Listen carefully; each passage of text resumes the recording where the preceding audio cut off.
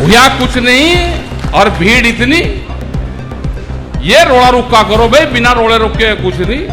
डड़े पत्थर का तो जमाना रहा नहीं अब, लेकिन जहां बुलडोजर चले, जहां जेसीबी चल रही है, उसके आगे तो लौट सकते हो। कैसे वे कर देंगे? ये कोई एक गांव नहीं टूटा, ये गांव की शुरुआत है, गांव दूसरे भी टूटेंगे। गांव में भी, गांव समाज की जमीन में बहुत गांव बसरे, वहां तो नहीं कोई टूटता। तालाब में बना रखे लोगों ने जमीन में, कोर्ट के भी आदेश है, उसके भी है, वहां प्रशासन देख के कोई तोड़ ले, किसी की कोई जमीन नीलाम कर ले। एक ही करी थी शामली जिले में, चंदन बंजारा है, जहां से इकरा हसन है हमारी बेटी, वहां चंदन बंजारा, उसकी गांव की जमीन नीलाम करी थी। आज लोग को कब्जा तो लिया नहीं, 1993 में करी थी, 93 साल जोड़ लो के हो गए, कब्जा उसी चंदन बंजारे का है। तो भाई संघर्ष को रखो बड़ा तेज, यहां से प्लान बना लो, ना तो देने की जरूरत धरने की, क्योंकि यह बड़ी राक्षस सरकार है, ये कोई वैसी सरकार नहीं है। धरना तो इस किसान ने 13 महीने एक देश की राजधानी को घेर कर रखा, या उससे नहीं माननी, या 13 महीने में माननी उससे।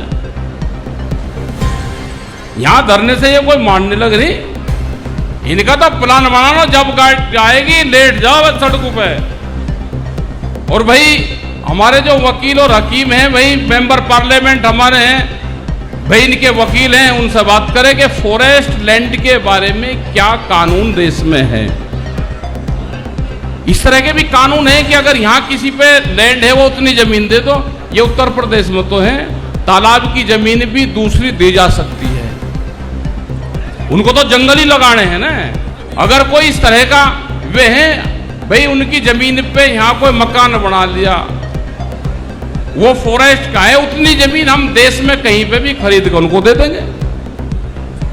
पेड़ ही तो लगाने हैं। अब जब छत्तीसगढ़ में हसदेव के 1000 साल पुराना जंगल उजड़ सकता है और उसके पेड़ यहां पे सरकार लगा सकती है कि वहां पे अडानी को पूरी जमीन दे दी खनन के माध्यम से, और उसके पेड़ यहां पे लगा रहे हैं, तो भाई अनंगपुर के भी गांव नगर किसी ने 2 बिस्सा जमीन घेर ली होगी, तो भी कहीं हरियाणा में, राजस्थान में कहीं जमीन दे देगा, पेड़ लगा के दे देगा, क्या दिक्कत होगी उसमें?